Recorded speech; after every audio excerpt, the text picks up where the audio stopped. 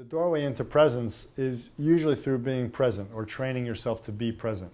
Of course, presence can occur without that training. You could have some, boom, traumatic experience occur that, ripped out of the airplane. Now you're in your real situation. You're in Hawaii for 2 weeks. You're drinking, you're partying at night, dancing at the club, laying on the beach, getting fried like a lobster all day, surfing. You're never really present because you're really just going hedonistically wild. Even the things you're doing, you're not really fully in, because if you really were, you'd find them probably satisfying in the first 2 minutes and not pursue it until you throw up or whatever else, right? Until you get sunburned or whatever. And you ripped out of the plane, you're falling, and it could be the very first time you're in your situation. Of course, it's traumatic because you're thrust into it outside of your own control. And herein lies the important point. Choose through your own will to constantly stay adhering to the present, to be in your actual situation. And as you do that, the sobriety that dawns rectifies natural wisdom, rectifies natural appetites, rectifies all that kind of stuff. Right?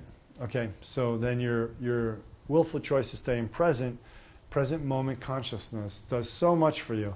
It also creates an undistracted environment where you would probably notice the dawning, the feeling of this channel shifting over to this channel, and before this channel shifts to this channel, it stays in the middle for 2 to 5 minutes. You could just open. You'd sense it. You'd have more chance to actually sense it, right?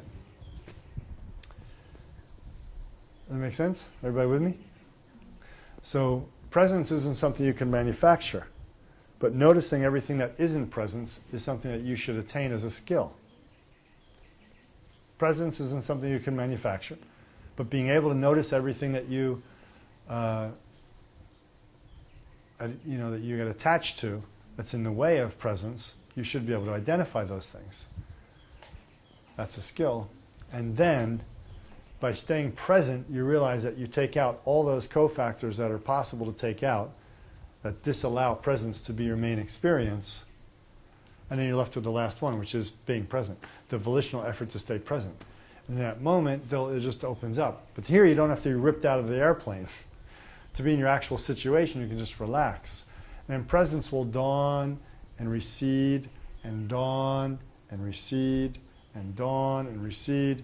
And it'll be very natural at that point. Meditation becomes natural, life becomes natural. Okay?